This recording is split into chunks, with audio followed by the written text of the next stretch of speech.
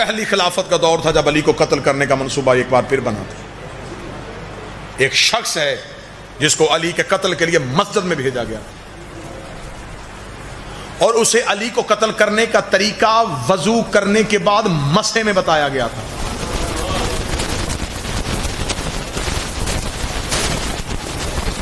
یہ علی کے قتل کا منصوبہ مسجد میں بنا اور مسح کرتے ہوئے اسے بتایا گیا. اور جب خوف طاری ہو گیا علی کا، علی کو یوں مصلی پہ دیکھا کہ علی کے چہرے پہ روب جلال، ڈر گئے اور اسے نماز میں سلام پڑھتے ہوئے اسے روک دیا گیا. چہرہ پھیرا اور اسے اشارہ کیا.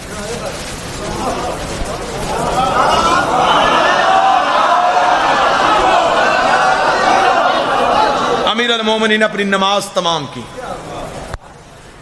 ممبر کی عزت کی قسم ہے، علی جس کو قتل کرنے کے لیے بھیجا تھا وہ بڑا سرخیل بنایا تھا اسے، خالد بن ولید کو.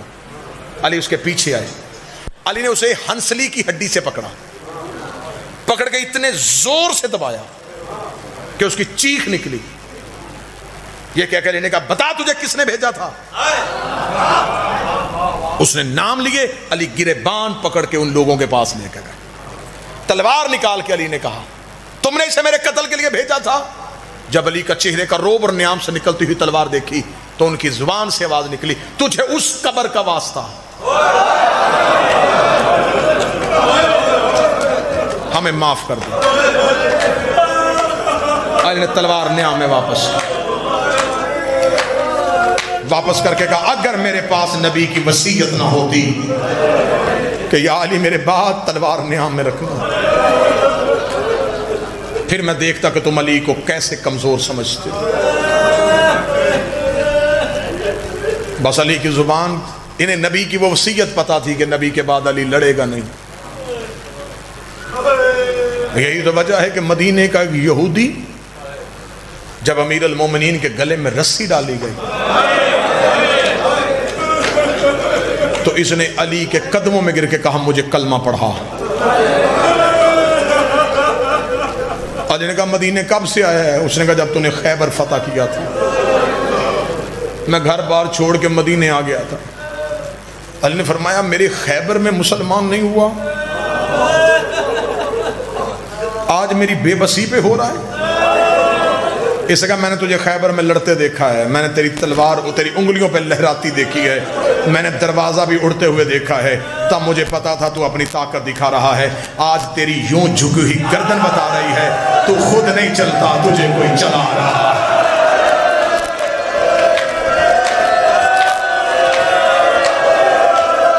تو خود نہیں چلتا، تجھے کوئی چلا رہا ہے. تو خود نہیں لڑتا، تجھے کوئی لڑنے کا حکم دیتا. عید قریب تھی اور زینب یتیم. 3 مہینے سے رونے کے لیے ترسی ہوئی قوم. اب پتہ چلا ہے کہ حسین کے ذکر کی قدر کتنی ہے. اب ہمیں پتہ چلا ہے کہ عزادار یہ حسین کتنی بڑی نعمت ہے.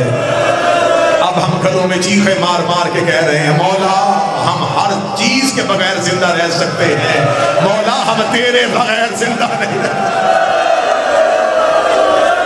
ان روتی ہوئی آوازوں سے دعا کرو میرا مولا ہمیں معاف کر دے.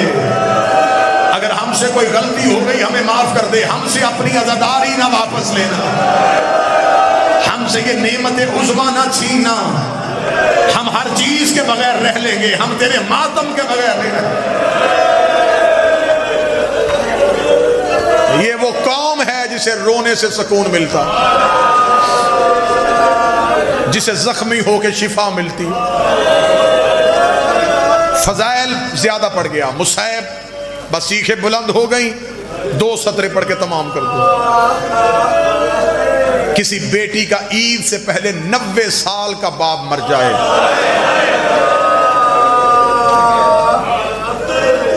علاقے کے بزرگ نماز عید کے بعد کہتے گھروں کو نہیں جانا، پہلے اس بچی کے گھر جائیں، اس کا باپ مرا ہے.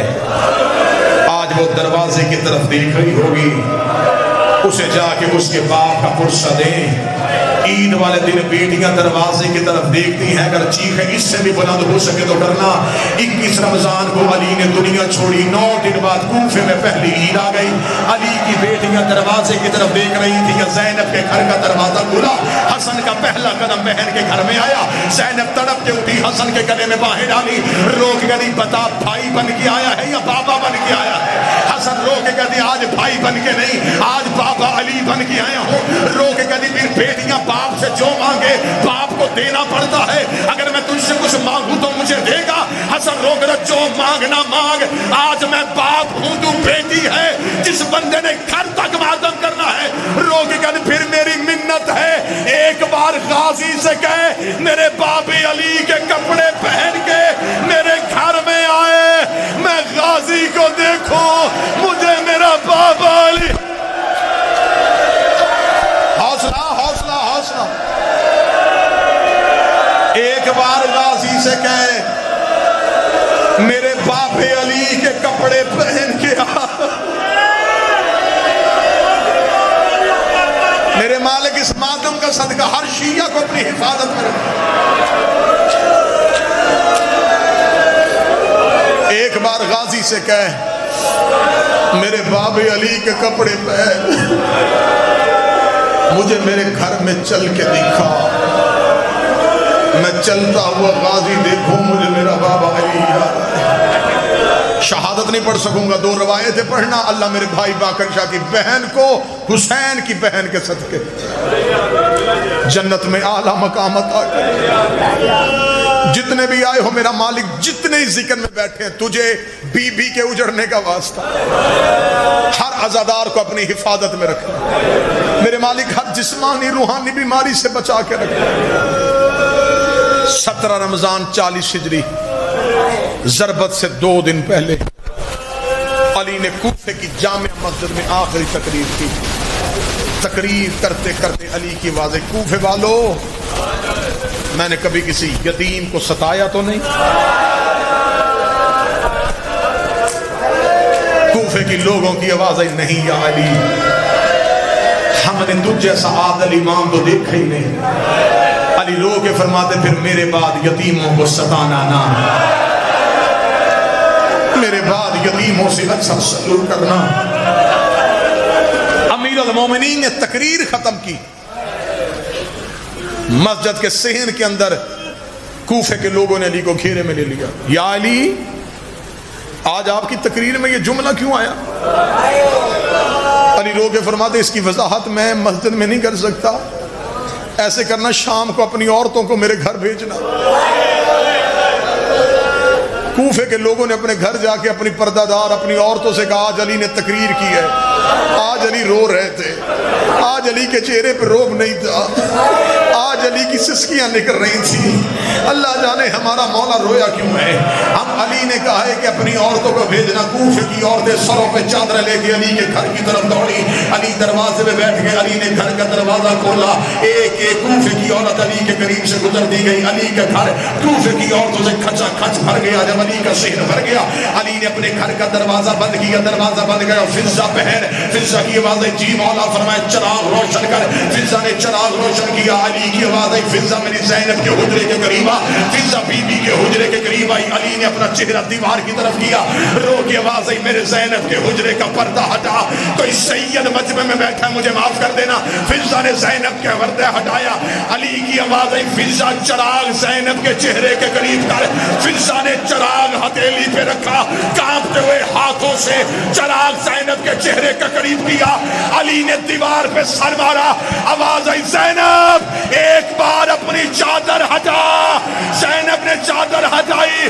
علی کی آواز آئی کوفے کی عورتوں، اس کا چہرہ پہچان لو، یہ میری بیٹی زینب ہے، اگر یہ کوفے آئے اسے پتھر نہ مارنا، اس کا تماشا نہ دیکھنا، یہ میری لاڈ والی بیٹی۔ اللہ لعنت اللہ علیہ